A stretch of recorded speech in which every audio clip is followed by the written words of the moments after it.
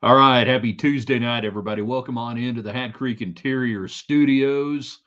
You want to live like you own a ranch? Maybe you own a ranch and you want great Western style furniture and accessories. You need Hat Creek Interiors here in Texas, 10101 South Slide Road. Get online, hatcreek.us. They ship to you. The best furniture you're going to find Western style anywhere. All right, so we're in the Hat Creek Interior Studios. That must mean it's time for the daily broadcast tonight. We got stuff going on. What did you learn? What did we learn about Texas Tech basketball in the 64-61 loss to Kansas last night? We learned that Christian, Anderson's pretty important. We learned there are some guys who can step up. What did we learn? What did it cost Texas Tech? Your thoughts on the game, everything else, And when we talk Texas Tech basketball from a round ball rewind standpoint, we're talking about it thanks to the good people at Live Life Well Clinic in Lubbock, Texas. Dr. John Skelton, a great Raider, ready to help you live your best life in so many different ways in 2026. Check out their site. Also tonight, will the Big 12, do you think the Big 12 will win the national championship in basketball? That's right, all of us together. We're all going to get together. We're going to win it all together. Will the national champion come from the Big 12 this year? From Arizona to BYU, Texas Tech to Kansas, whoever else, Iowa State, how many teams we're going to throw in? You got so many you can throw in. Is it the field versus the Big 12 this year? Why or why not? And then Super Bowl hype. We got to do this. We're required by law. Give us your two favorite all time Super Bowl commercials from when you were a kid to up to now. Maybe you're a kid right now. I don't care. Just give me your two favorite Super Bowl commercials of all time. Hey, kid, catch. In three, in two. Good evening, West Texans, all you good, fine, friendly folks out there who wish you were. I'm Ryan Hyatt. TheRaiderland.com is the website. You start your day every day there. You check out the Raiderland hot links, the coolest, best, hottest, freshest links from around Raiderland and beyond. Brought to you by Jackson Brothers Meat Locker in Post, Texas, USA. Just down the road from where we are. Can't probably ship to you for your Super Bowl party, so you better go there and pick it up in person. Tell them at Jackson Brothers, thanks, and that Raiderland sent you. Also brought to you tonight by Gators Bayou 98th and Slide in Lubbock, Texas. Great place to watch the games. They've got great daily lunch specials. All the games on the big TVs, and they got really big TVs. Hot Cajun food, ice cold drinks. Tell them we sent you there to Gators Bayou. And of course, if you're in northern New Mexico, drop on by our friends right next to Lifts West Hotel and Condominium. It's Red River Brewery. Michael Calhoun ready to take care of you. Incredible original beers, as you might expect at a brewery. But beyond that, they also have the distillery just down the road. So you got spirits as well. The food's great. The views, you can't beat it. You come off the ski slope, you can literally walk there in like 3 minutes. And there you are at Red River Brewery. Thank you, Michael Calhoun. We can't wait to be back out there in Red River, hanging out with our friends at Lifts West and Red River Brewery, and maybe sooner than you think we might be out there. All right, let's get it going tonight on the United Supermarkets chat line. That's right, United Supermarket. You know, the Kansas fans making fun of grocery store stadium. Let me tell you, other than just being old, Allen Fieldhouse ain't got nothing on United Supermarkets arena. Okay, 25 years and going strong. Great arena, nicer than Allen Fieldhouse. Why is Allen Fieldhouse cool? It's old. It's got history. Beyond that, though, hey, yeah, there you go. All right, so let's get it going on the United Supermarkets chat line. That one supermarket that supports Texas Tech in West Texas, as opposed to another one in town that takes your money and spends it down there in Austin. I think maybe you know who I'm talking about. Let's go. Get it on. Get on that chat line. What did you learn last night about Texas Tech basketball? Good, bad, or otherwise. And I think you can learn some things during the game, good, bad, and otherwise. And will the Big 12 win the national championship? To which I say, probably. JC Double T is on our YouTube channel. We're this close to 700 subscribers. If you're on YouTube, like the program, share it, and subscribe if you haven't subscribed. Thank you very much. Turn on notifications. Do all the things. I ain't above asking people to do that stuff. That's what makes this thing work for our great sponsors. Spud set the standard. Spuds McKenzie kicked off commercial battle or before. I assume you're talking about Spuds McKenzie, the great dog beer commercials. Beer commercials have long, if not set the standard, been a huge part of it. What's up? What's up? Louis the Lizard and the Frogs. The Bud Bowl commercials in the late 80s. High technology. Bottles playing football. Great stuff. But the one for me was in the early 80s, and it was Mean Joe Green, the Coca-Cola commercial. Hey, kid, catch. That was the one for me. That still today, I think they're still chasing that moment and all the viral moments they try to get out of it. By the way, if you release your commercial before it airs in the Super Bowl, it's not a Super Bowl commercial. If it doesn't air for the first time during the Super Bowl, it's just a commercial that you ran in the Super Bowl. One of the greatest ever only ran one time. You guys know what it was? It only appeared on broadcast television one time in the Super Bowl. Now that's a Super Bowl ad.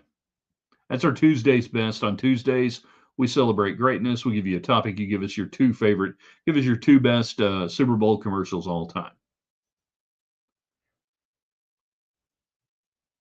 Basketball on your mind. We got that. I don't know what else is on your mind. By the way, tonight we are going to watch the documentary on Netflix on the 1980 U.S. Olympic hockey team.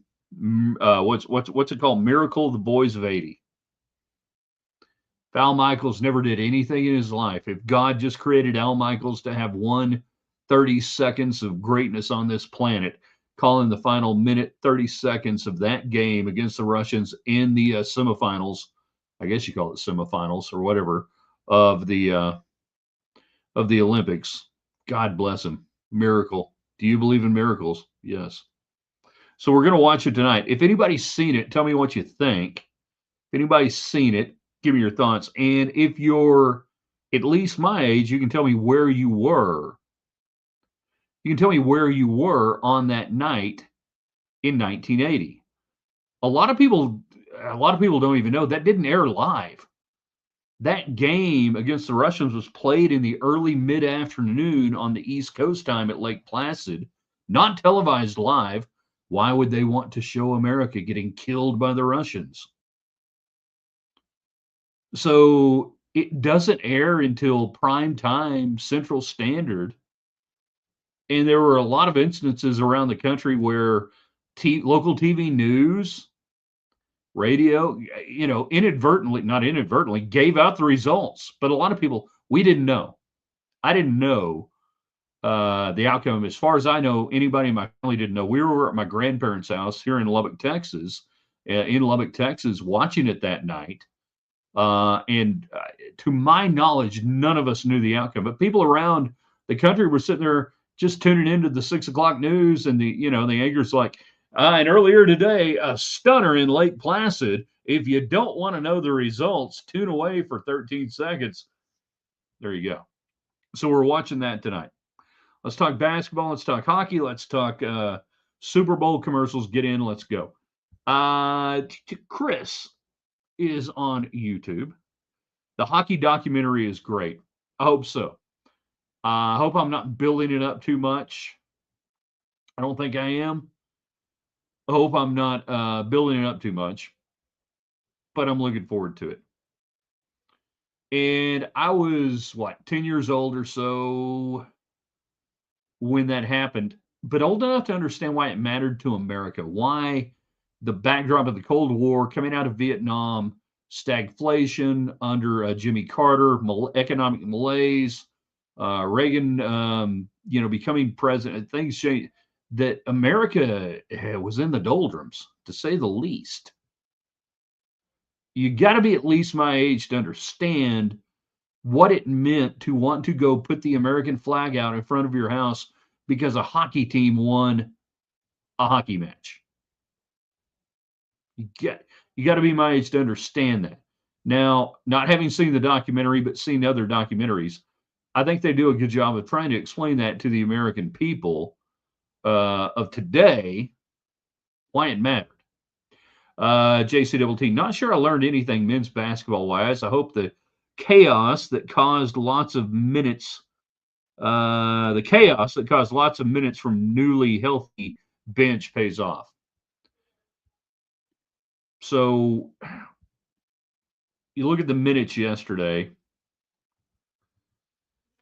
and Bamboya only played 8. Obviously, you went with Brian for 33. Watts had 37. He's a 20-minute a game guy, tops. Jazz Henderson, 8 minutes high there, three-pointer, huge. I have not heard why Mosley only played 4 minutes. I don't know if it was a matchup problem or not. I think one of the things we learned again is this team is still trying to figure out how to close out games, whether it's depth or otherwise, against good teams. We have seen them do great in the first half, get out to big leads, good and bad against good and bad teams.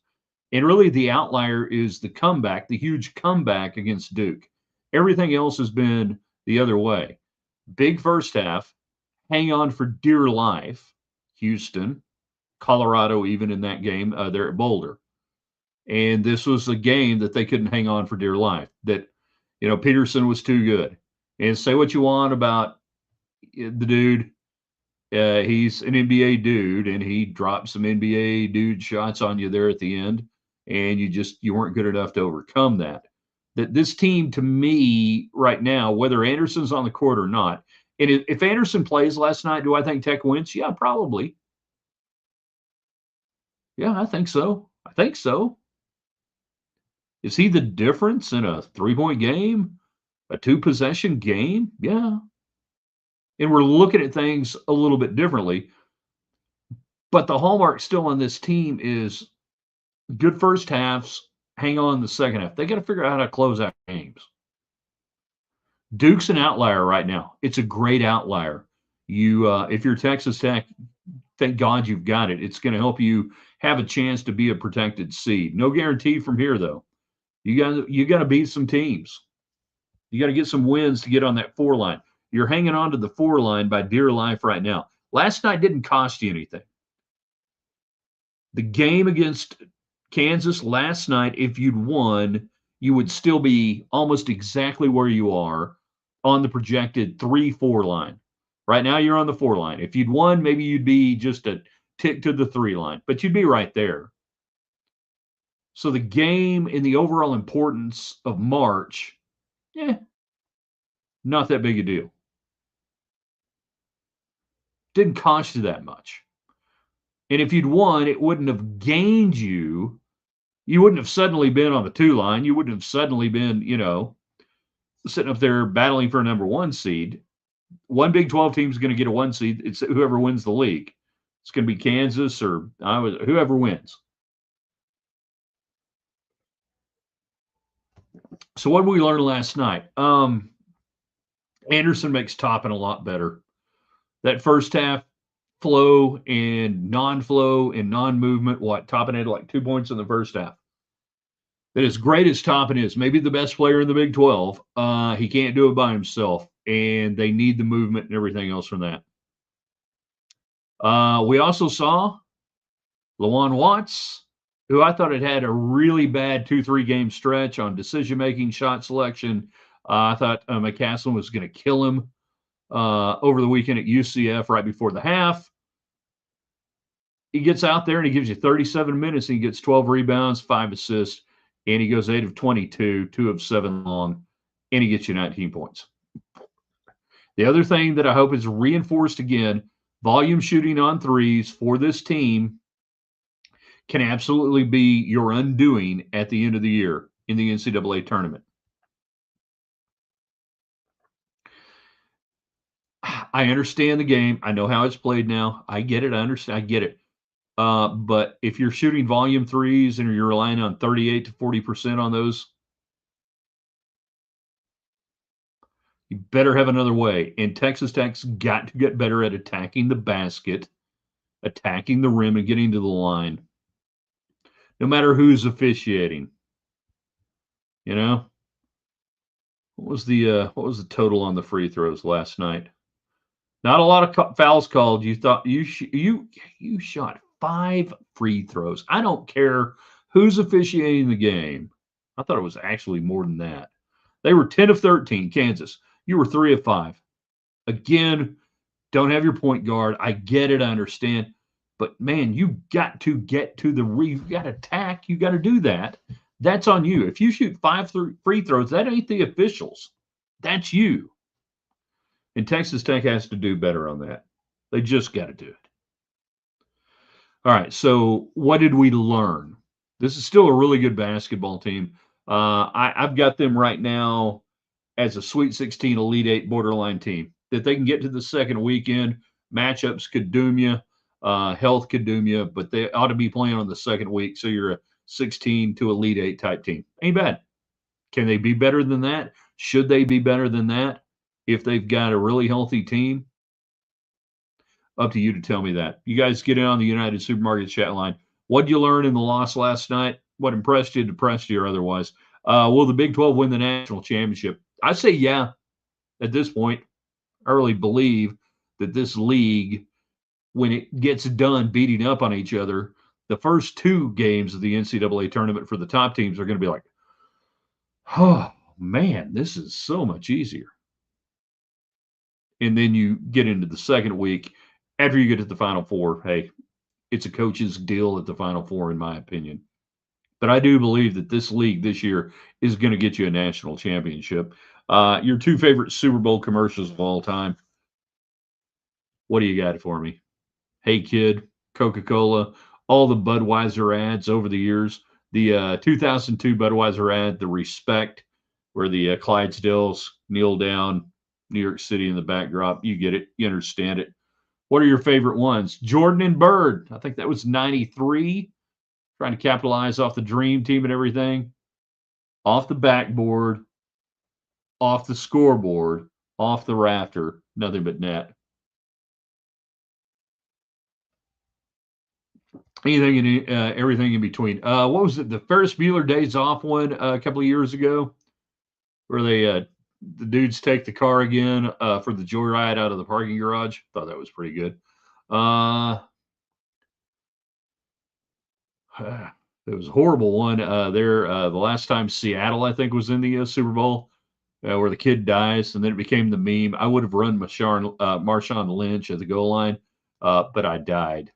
That was a horrible one. Nobody wants to watch a commercial in the Super Bowl that's a downer, that's too heavy, that has any sort of political, emotional message, whatever, other than patriotism, respect, and everything else. That's all we want on that. We want happy. We want fun. We want Danica Patrick, GoDaddy, all those commercials. That's what it's a party. You're having a Super Bowl party. Nobody says you're having a Super Bowl. Oh, let's look at America through this lens. Nobody wants that.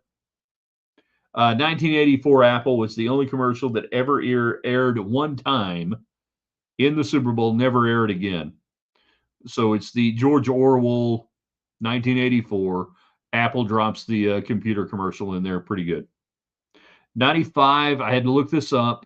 That's when the frogs from Budweiser show up. Pretty good stuff. What's Up was 99. What's Up? I did not realize that this was a Super Bowl commercial. All right. Wendy's, Where's the Beef in 1984 was a Super Bowl commercial. I don't remember that at all being a Super Bowl commercial, but that was really before we were really thinking about Super Bowl commercials the way we do today. Reebok 2003, Terry Tate, office linebacker. Good stuff. Funny stuff. And then maybe one of the best ever, 1992.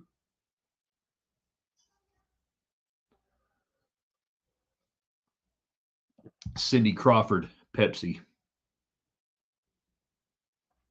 If you'd asked me, hey, do you remember the Cindy Crawford ad in the Super Bowl? The TV ad with her and everything. Yeah. If you'd asked me what it was for, I don't know that I could have given you right off the bat Pepsi. Probably should have. That was still back when Pepsi and Coke were kind of battling each other, and it was kind of cool and fun and whatever. The old Pepsi challenge. You ever take the Pepsi challenge? Hmm. I could have told you about Cindy Crawford. I knew it involved a soft drink. I don't know that I would have immediately gone to Pepsi on that one. All right, your last chance. Get in. Your thoughts, your comments. What are we talking about tonight? Texas Tech basketball. What did we learn last night about this team? What impressed you? How impressed were you that without Christian Anderson, it's a 3-point game that you led for? Do I have the total minutes led? Largest lead was 10 points there at 57-47. Obviously, things went south down the stretch. I get it. We understand that. I don't know if I've got minutes led. Do I have it? Yeah. Lead time. There you go. Texas Tech lead time was 21:50. Kansas was 14:36. Should that not be impressive? I think, given the fact that you did not have Anderson, and if you listen to Grant McCaslin after the game, this all came up between shoot around and whatever illness that ended up sidelining Anderson, that it comes up really quick. And I've seen it happen. I've seen it happen at different times of different teams that, hey, you're thinking one thing and all of a sudden somebody's sick. I don't know if you've ever got sick. It happens. It can happen really quick. And then you think maybe you can get better, but really you're just getting worse. And maybe they pump you full of an IV at the college level or whatever, but it just ain't happening.